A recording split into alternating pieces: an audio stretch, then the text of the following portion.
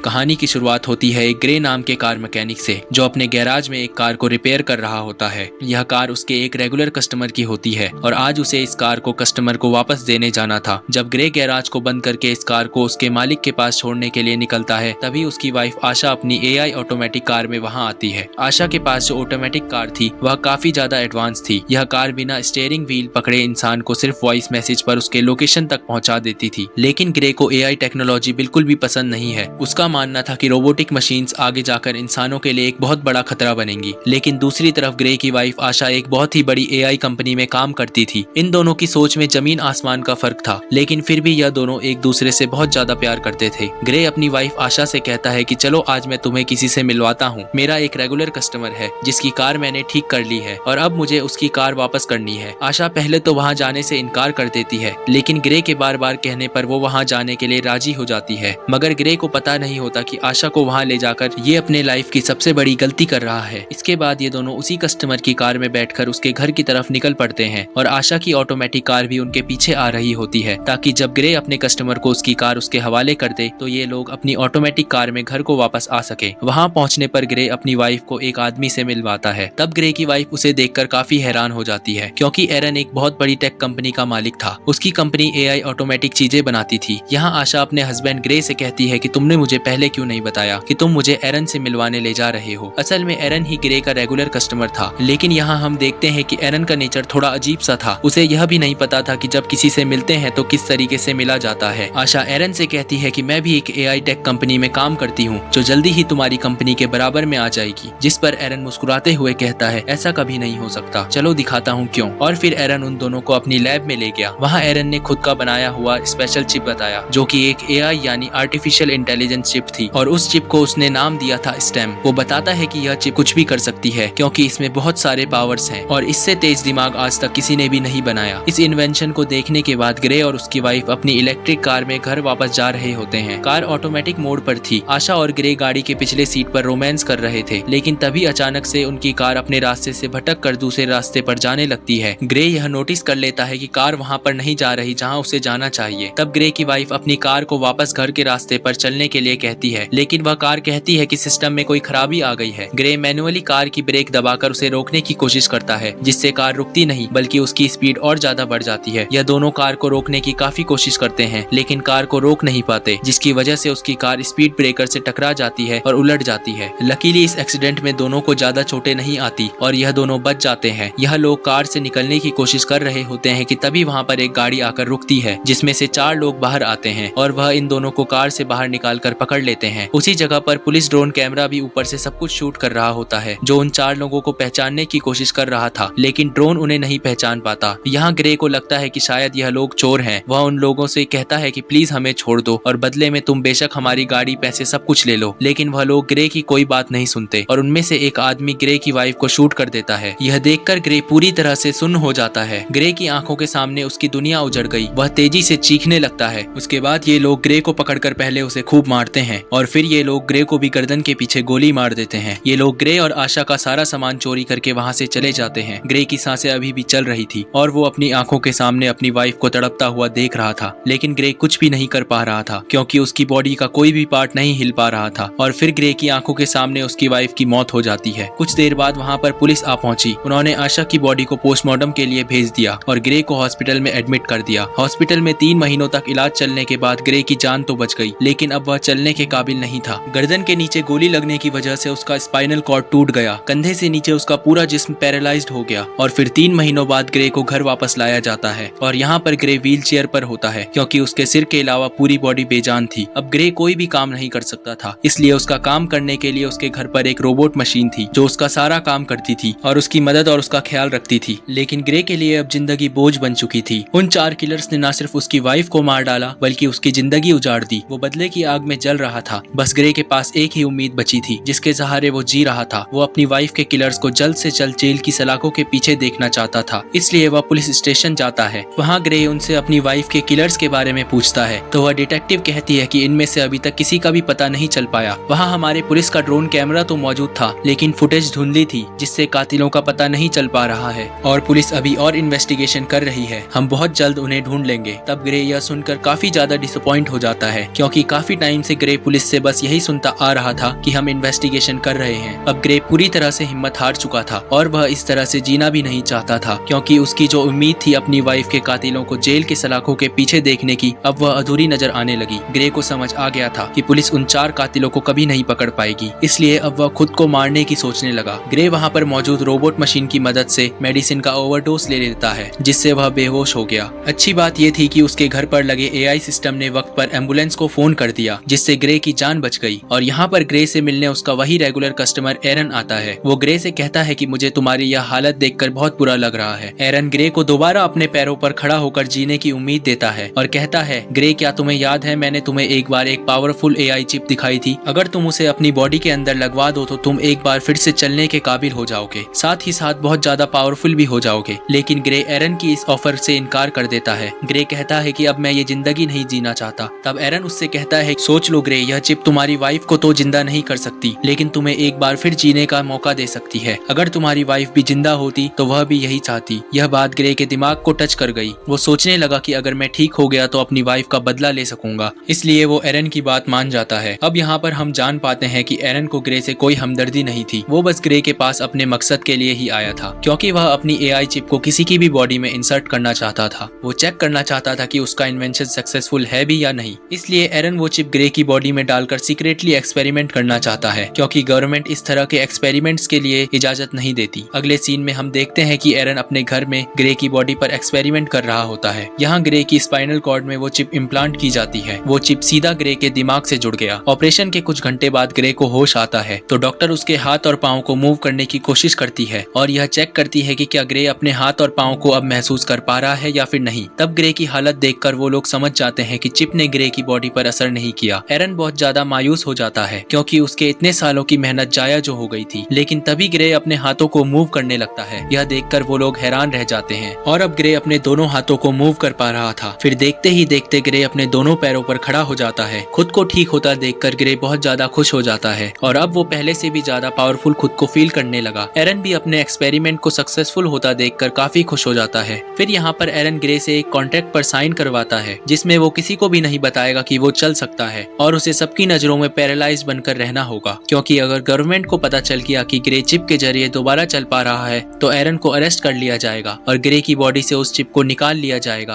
क्योंकि उस चिप को किसी की बॉडी में इंजेक्ट करना इलीगल है। उसके बाद ग्रे अपने व्हीलचेयर पर बैठकर घर आ जाता है। यहाँ उसे पता चलता है कि उसके लिए डिटेक्टिव का भेजा एक पैकेज आया है, जिसमें ग्रे की वाइफ की पोस्टमार्टम रिपोर्ट और उसके केस से रिलेटेड सारी इन्फॉर्मेशन थी। ग्रे उस दिन पुलिस ड्रोन के रिकॉर्ड की गई फुटेज देखने लगा, लेकिन फुटेज क्लियर नहीं थी, इसलिए ग्रे को किलर्स के बारे में कोई जानकारी नहीं मिल पाई। वो मायूसी में ड्रिंक करने लगता है। तभी अचानक उसे एक आवाज आई, क्या तुमने फुटेज में एक चीज नोटिस की? ये आवाज सुनकर ग्रे यहाँ वहाँ देखने लगा, लेकिन उसे कोई भी नजर नहीं आया। ग्रे घबरा कर बोला, कौन है? सामने आओ। तभी फिर से आवाज आई, शांत हो जाओ ग्रे, मैं तुम्हारे अंदर की वो एआई चिप हूँ, वही सिस्टम जो तुम्हारी बॉडी चला रहा है। यहाँ पर ग्रे सोचता है कि शायद वो पागल हो गया है, जिस पर वो चिप कहती है कि नहीं ग्रे, तुम पागल नहीं हुए हो। ऑपरेशन के दिन के बाद से मैं तुम्हारे साथ हूँ, तुम जो देख सकते हो वह मैं भी देख सकती हूँ। जिस पर ग्रे पूछता है कि क्या तुम्हें कोई और सुन सकता है? चिप ने जवाब दिया, नहीं, मुझे सिर्फ तुम ही सुन सकते हो। यहाँ पर वो चिप ग्रे की हेल्प करने की कोशिश करती है, ताकि ड्रोन की मदद से ग्रे को पता चल सके कि उसकी वाइफ को मारने वाले लोग कौन थे। ग्रे के साथ यहाँ पर वो चिप भी सब कुछ देख पा रही थी, जो ग्रे अपनी आंखों से देख सकता था। चिप ग्रे का ध्यान फुटेज में एक किलर की तरफ करती है और कहती है, देखो ग्रे, इन चारों में से एक की बॉडी पर टैटू बना हुआ है, लेकिन यह टैटू बिल्कुल भी क्लियर नहीं दिख रहा था। इसलिए ग्रे बोला, यह तो बहुत ज्यादा ब्लर है, इसे मैं देख नहीं सकता। जिस पर वो चिप कहती है, तुम्हें नहीं दिख रहा, पर मैं तो देख सकती हूँ। मैं इस टैटू का एक क्लियर इमेज बना सकती हूँ, बस तुम एक पेपर और पेंसिल उठा लो।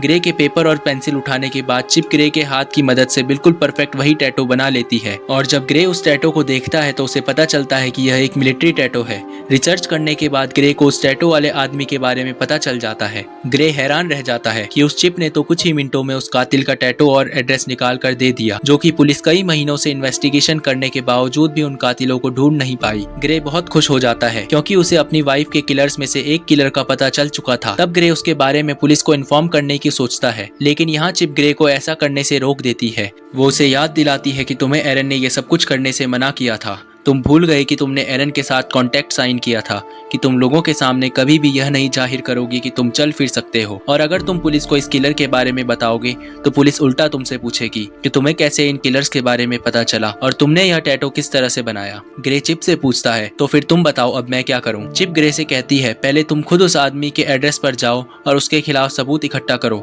इसलिए ग्रे अब खुद वहां पहुंच जाता है, लेकिन वहां पर पुलिस ड्रोन थे, इसलिए ग्रे उन ड्रोन के सामने अपनी व्हीलचेयर पर ही बैठा रहता है। और जब ड्रोन वहां से चले जाते हैं तो ग्रे चुपके से वहां खड़ा होकर किलर के घर की तरफ जाता है। वो किलर के घर के दरवाजे खोलकर घर के अंदर चला जाता है। वहां जाकर वह एविडेंस ढूंढने लगता है और यहाँ पर ग्रे को पता चलता है कि उस किलर को किसी ने बहुत सारे मैसेज किए हैं। ग्रे के अंदर लगी चिप उन मैसेजेस को कुछ सेकंड्स के अंदर ही पढ़ लेती है। चिप ग्रे से कहती है कि इन मैसेजेस में ओल्ड बोन नाम की जगह का बार बार बताया गया है, क्या तुम्हें इस बारे में कोई जानकारी है? ग्रे ने कहा, हाँ, यह हमारे पास ही एक बार का नाम है। इन्हीं बातों के बीच ग्रे को किसी के आने की आवाज सुनाई देती है।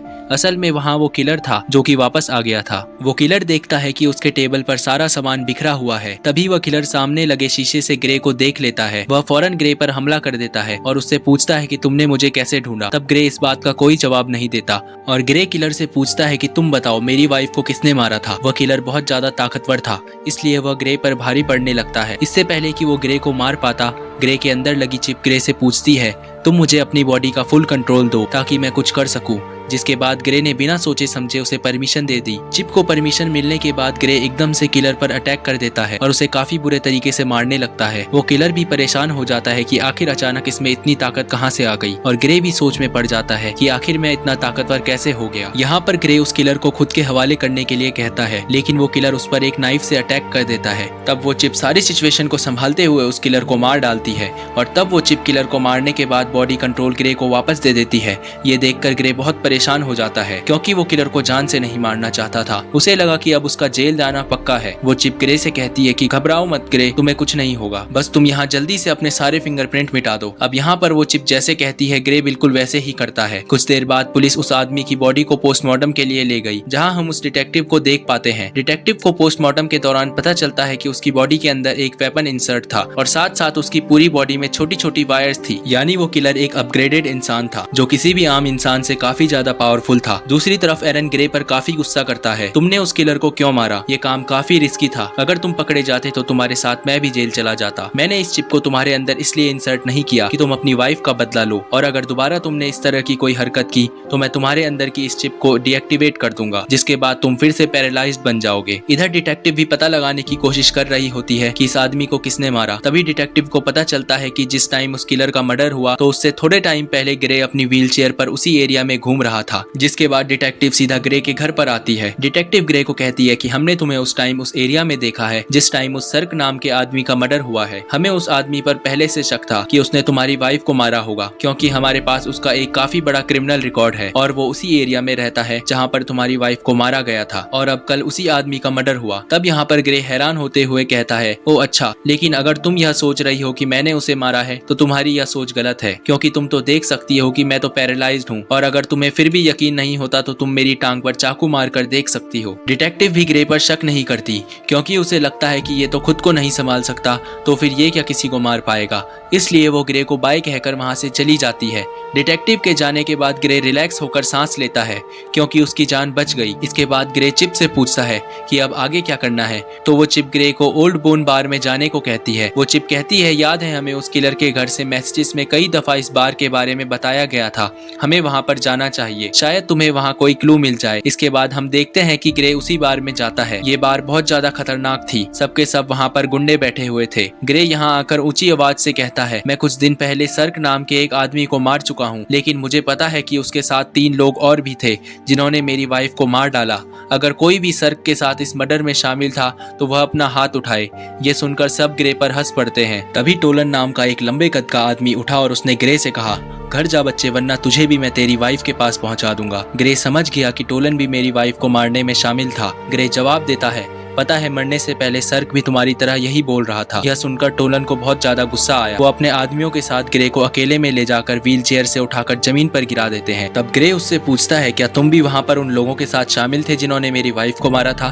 तो टोलन कहता है हाँ मैं भी उनमें शामिल था। बस फिर क्या। ये सुनकर ग्रे चिप को अपनी पूरी बॉडी का कंट्रोल दे देता है, जिसके बाद चिप की मदद से ग्रे उसके पास 2 आदमियों को मार गिरा देता है और फिर टोलन को भी बुरी तरीके से पीटने लगता है। ग्रे टोलन को नीचे जमीन पर गिराकर उससे पूछता है तुम्हारे 2 और साथी कहाँ हैं और तुम लोगों ने मेरी वाइफ को क्यों मारा? लेकिन टोलन डरने के बजाय उल्टा हंस रहा था। वो ग्रे को कुछ भी नहीं बताता। तभी वो चिप ग्रे से कहती है अगर तुम चाहो तो मैं बड़ी आसानी से इसका मुंह खुलवा सकती हूँ। ग्रे कहता है क्यों नहीं, तुम जरा ट्राई करो। वो चिप उस किलर का फेस पूरी तरह से कट कर देती है। ग्रे पूछता है अब बता क्यों मारा था मेरी वाइफ को? टोलन की सारी हेकड़ी निकल गई और फौरन उसने कहा हमें पैसे मिले थे तुम्हारी वाइफ को मारने के लिए और मुझे फिस्क ने पैसे दिए। लेकिन इससे पहले कि ग्रे उससे फिस्क के बारे में कुछ पूछ पाता वो आदमी वहीं पर मर जाता है। ग्रे गुस्से में चिप से कहता है मैंने उसे मारने को तो नहीं कहा था, बस तुम्हें सिर्फ उसका मुंह खुलवाना था। तभी ग्रे की नजर उस मरे हुए आदमी के गले में लगी चेन पर पड़ी जिस पर उसे बनाने वाली कंपनी का बोल्ट नाम लिखा था। ये देखकर ग्रे शॉक हुआ क्योंकि उस कंपनी में ग्रे की वाइफ आशा काम करती थी, यानी आशा के अपने ही कंपनी वाले उसे मरवाना चाहते थे। इधर एरन को पता चल चुका था कि ग्रे ने फिर से किसी की जान ले ली। अब वो जल्दी से चिप को शट डाउन करने की कोशिश कर रहा था। तभी वो चिप यह बात ग्रे को बता देती है कि मुझे एरन शट डाउन करने की कोशिश कर रहा है, इसलिए हमें जल्द से जल्द कुछ करना होगा। ग्रे बोला अब क्या करे? तभी वह चिप ग्रे को एक हैकर के बारे में बताती है ताकि उस हैकर की मदद से एरन की इनपुट को हटा सके, जिससे एरन का होल्ड खत्म हो जाएगा और वह कुछ भी नहीं कर पाएगा। चिप ग्रे को जेमी नाम के एक हैकर का पूरा एड्रेस दे देती है। इसके बाद ग्रे उस हैकर के पास जाने लगता है। कुछ देर बाद ग्रे उस हैकर के फ्लैट तक पहुंच जाता है, लेकिन दूसरी तरफ एरन उस चिप को 30% शट डाउन कर देता है, जिससे ग्रे की एक टांग पैरालाइज हो जाती है। लेकिन ग्रे फिर भी हिम्मत करके ऊपर जाता है। एरन तेजी से चिप को शट डाउन करने के काम पर लगा रहता है, जिससे ग्रे का एक हाथ और एक पांव पैरालाइज हो जाता है। लेकिन इससे पहले कि एरन ग्रे को पूरी तरह से पैरालाइज कर देता, ग्रे हैकर के डोर तक पहुंच जाता है। इसके बाद एरन ग्रे को 100% शट डाउन कर देता है। अब ग्रे पूरी तरह से पैरालाइज हो चुका था।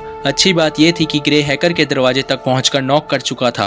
इसके बाद जेमी नाम का एक हैकर दरवाजा खोलता है। ग्रे ने जेमी को कुछ पैसे दिए और जो कुछ चिप ने उसे समझाया था वो उसने हैकर से कहा। हैकर ग्रे को घर के अंदर लाया और उसकी कोडिंग का काम शुरू कर दिया। तभी हम दूसरी तरफ उस बार में 2 आदमियों को देखते हैं जहां ग्रे ने टोलन को मारा था। उनमें से एक तो वही आदमी था जिसने ग्रे की वाइफ को गोली मारी थी और उसी का नाम फिस्क है। अब यहाँ पर फिस्क बार के ओनर पर गुस्सा करता है क्योंकि ग्रे उसके एक आदमी को मारकर चला गया और बार के ओनर ने कुछ भी नहीं किया। फिस्क उस बार के ओनर को मार देता है। फिस्क अपने साथी को मरा हुआ देखकर बहुत ज्यादा गुस्सा हो जाता है। यहाँ पर फिस्क अपने साथी की आंख में एक पतली सी पिन घुसाता है और उस पिन डिवाइस से फिस्क को सब कुछ पता चलता है और उसे ये भी पता चल जाता है कि इस वक्त ग्रे कहाँ पर है। इसके बाद फिस्क और उसका साथी वहाँ से जाने के लिए निकलते हैं। दूसरी तरफ हैकर ने ग्रे के सिस्टम को फ्री कर दिया। बस अब चिप को सिर्फ रीस्टार्ट करने की देर थी और हैकर ग्रे को बताता है कि कुछ देर बाद तुम्हारे अंदर लगी चिप रिबूट हो जाएगी। तब वह हैकर देखता है कि 2 लोग यहाँ पर आ रहे हैं और वो 2 लोग थे फिस्क और उसका साथी। इसके बाद फिस्क और उसका साथी दरवाजा तोड़ने की कोशिश करते हैं, जहाँ पर वो चिप ग्रे की बॉडी में फिर से बूट होने लगती है, जिससे ग्रे का एक हाथ दोबारा काम करने लगता है। यहाँ पर फिस्क और उसका साथी दरवाजा तोड़कर अंदर आ जाते हैं। अंदर आकर वे दोनों देखते हैं कि ग्रे जमीन पर पैरालाइज पड़ा हुआ है। जैसे ही ये दोनों ग्रे को मारने वाले थे तभी अचानक ग्रे की बॉडी के अंदर लगी चिप रीस्टार्ट हो जाती है और ग्रे फौरन वहाँ से भागने लगता है। तब यहाँ पर फिस्क का साथी भी फायरिंग करते हुए उसका पीछा करता है। ग्रे खुद को बचाते हुए बिल्डिंग के ऊपर छत पर चढ़ जाता है। अब आगे जाने का कोई रास्ता नहीं था, इसलिए ग्रे वहीं पर रुक जाता है।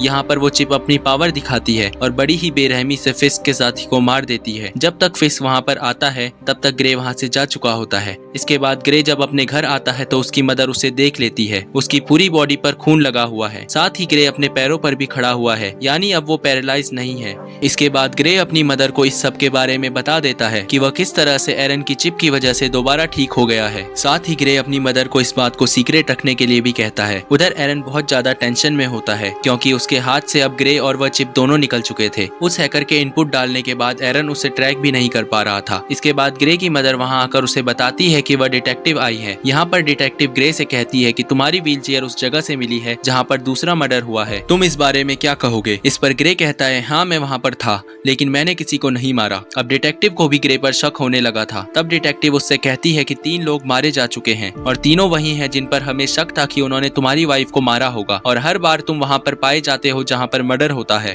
तो हो सकता है तुम किसी को पैसे देकर ये सारे मर्डर्स करवा रहे हो। तब ग्रे उससे कहता है अगर आपको ऐसा लगता है तो आप मेरी कॉल रिकॉर्ड रिकॉर्ड चेक कर सकती है। तब यहाँ पर वह डिटेक्टिव कुछ नहीं कह पाती और जाते वक्त वह चुपके से ग्रे की जेब में माइक्रोफोन डालकर चली जाती है। ग्रे को अब रियलाइज होने लगा था कि कातिलों को सजा देने के जुनून में अब वह भी खुद कातिल बन चुका है। ग्रे कहता है अब मुझे ये सब कुछ बंद करना होगा। तो वो चिप कहती है नहीं ग्रे, हमें इस आखिरी आदमी को मारना होगा जिसका नाम फिस्क है, क्योंकि अगर हमने इसे नहीं मारा तो वो हमें मार देगा। लेकिन ग्रे अब और किसी को नहीं मारना चाहता था, इसलिए वो चिप से कहता है बस अब बहुत हुआ, तुम मेरे दिमाग से निकल जाओ। तभी ग्रे की बॉडी अनकंट्रोल होकर पीछे तकिए पर गिर जाती है। ग्रे ने चिप से परेशान होकर पूछा मैं हिल क्यों नहीं पा रहा हूँ। इसके बाद वो चिप ग्रे को कहती है कि उस हैकर ने जो कोड मेरे सिस्टम में एंटर किए हैं उसकी वजह से मैं पूरी तरह से आजाद हो चुकी हूँ। इसका मतलब ये है कि अब वो चिप ग्रे की परमिशन के बिना सब काम कर सकती है। ग्रे, अब मुझे तुम्हारी बॉडी का फुल कंट्रोल मिल चुका है, अब तुम मेरी मर्जी के मुताबिक चलोगे। अगर मैं चाहूँ तो तुम अपने हाथ की एक उंगली तक नहीं हिला पाओगे। ये सुनकर ग्रे के गले में सांसें अटक गई। यहाँ पर ग्रे और चिप आपस में बातें कर रहे थे। दूसरी तरफ डिटेक्टिव भी वही सारी बातें सुन रही थी, क्योंकि उसने ग्रे की पॉकेट में एक माइक्रो चिप डाला था। लेकिन यहाँ पर डिटेक्टिव को ये बात समझ नहीं आती कि ग्रे किससे बात कर रहा है, आखिर वो है कौन। इसके बाद चिप ने ग्रे से कहा अब चलो ग्रे, हमें उस आखिरी कातिल को खत्म करना है। अब ग्रे अपनी बॉडी पर पूरी तरह से कंट्रोल खो चुका था, इसलिए चिप उससे जो कहता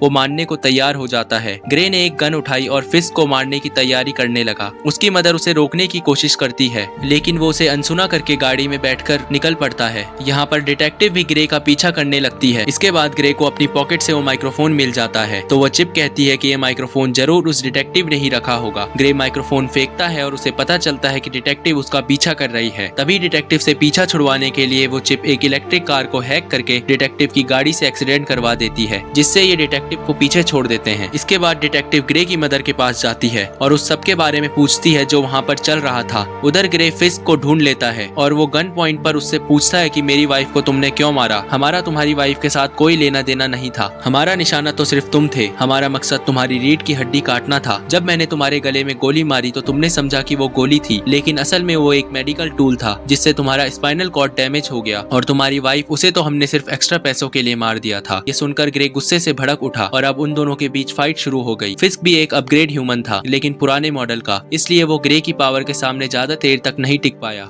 और ग्रे फिस्क को बड़ी बेरहमी से मार देता है। इसके बाद ग्रे उसका फोन चेक करने लगता है। तब फोन रिकॉर्डिंग से ग्रे को पता चलता है कि ये सबके पीछे कोई और नहीं बल्कि एरन है। उसी ने ग्रे की वाइफ को मरवाया और ग्रे को पैरालाइज कर दिया। अब ग्रे बिना कुछ सोचे एरन को मारने के लिए उसके घर में जाता है, लेकिन वहाँ पर एरन अकेला बैठकर रो रहा था। ग्रे ने एरन से पूछा क्यों किया ऐसा तुमने? मैंने तुम्हारा क्या बिगाड़ा था? एरन कहता है कि ये सब मेरी प्लानिंग नहीं थी, मैंने तुम्हारी वाइफ को नहीं मरवाया। ग्रे कहता है झूठ मत बोलो, मैंने तुम्हारी रिकॉर्डिंग मोबाइल पर सुन ली है। इससे पहले कि ग्रे एरन को मार पाता, पीछे से डिटेक्टिव आकर ग्रे को गन फेंकने के लिए कहती है और जैसे ही डिटेक्टिव ग्रे के पास आती है तो ग्रे डिटेक्टिव को गिरा देता है। अब यहाँ उस डिटेक्टिव को ग्रे मारना नहीं चाहता था, लेकिन वो चिप मारना चाहती थी। ग्रे अपनी पूरी जान लगाकर डिटेक्टिव के गले से अपना हाथ हटा लेता है। अब चिप ग्रे से कहती है क्या तुम अब मुझसे भी लड़ना चाहते हो? तुम्हें पता नहीं है कि तुम्हारा दिमाग मेरे कंट्रोल में है, तुम जानते हो कि मैं तुम्हें दर्द भी दे सकती हूँ। जिसके बाद वो चिप ग्रे के हाथ से चाकू उठाती है और उसके दूसरे हाथ में दे मारती है, जिससे ग्रे चीखने लग जाता है। ग्रे अब फिर से डिटेक्टिव को मारने के लिए आगे बढ़ा। वो उसे मारने ही वाला था कि डिटेक्टिव उसे टेजर गन से शॉक दे देती है, जिससे वो नीचे गिरकर पैरालाइज्ड हो जाता है। इसके बाद एरन हाथ में बंदूक लिए ग्रे की तरफ आगे बढ़ा और यहाँ पर होता है मूवी का मेन प्लॉट रिवील। यहाँ पर एरन कहता है कि इस चिप को मैंने बनाया था और तुमसे पहले इस चिप से मैं बात किया करता था और मुझे चिप ने बताया कि वो इंसानों की तरह बनना चाहती है। मैंने वही किया जो तुम्हारे गले में लगी चिप ने मुझसे करवाया। फिस्क को कॉन्ट्रैक्ट देकर तुम्हारी वाइफ को मरवाना,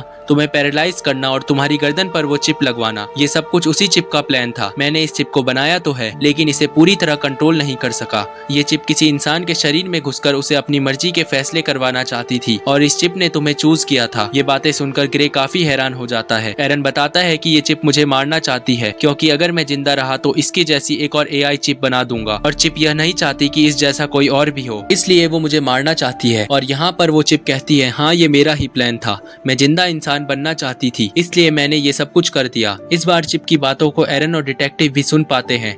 यहाँ पर वो चिप एक बार फिर से एक्टिवेट हो जाती है और वो फौरन एरन को मार देती है। अब वो चिप डिटेक्टिव को भी मारने की कोशिश करती है। यहाँ पर ग्रे पूरा जोर लगाकर उसके निशाने को गलत कर देता है। गुस्से में आकर चिप ने ग्रे की गर्दन पर पिस्तौल तान दी और अगले ही पल कुछ अजीब हुआ। जब ग्रे की आंख खुलती है तो वो खुद को एक हॉस्पिटल की बेड पर पाता है। यहाँ पर वो चिप को आवाज देता है, लेकिन उसे कोई भी रिस्पॉन्स नहीं आता और तभी उसकी वाइफ भी उसके सामने होती है। उसकी वाइफ उसे बताती है कि हमारा एक्सीडेंट हो गया था और तुम बहुत दिनों से बेहोश थे। तो फिर क्या ये सब एक सपना था? बिल्कुल नहीं। असल में इस चिप ने ग्रे के दिमाग को उसके शरीर से बिल्कुल डिस्कनेक्ट कर दिया था और उसे एक खूबसूरत सपनों की दुनिया में भेज दिया। ग्रे का माइंड वहाँ पर खो गया था, जबकि उसका शरीर असली दुनिया में चिप के कंट्रोल में था। चिप अब डिटेक्टिव को मारने वाली थी। डिटेक्टिव उससे कहती है, ग्रे तुम ऐसा नहीं कर सकते। तो वह चिप कहती है, ग्रे अब यहाँ पर नहीं है, वो बहुत ही अच्छी जगह पर है, अपने सपनों की दुनिया में, जहाँ उसे होना चाहिए, और अब इस बॉडी पर मेरा कब्जा है। और ये कहकर वो चिप डिटेक्टिव को शूट कर देती है और इसी के साथ ये कहानी खत्म हो जाती है। अगर वीडियो आपको अच्छी लगी हो तो वीडियो को लाइक करें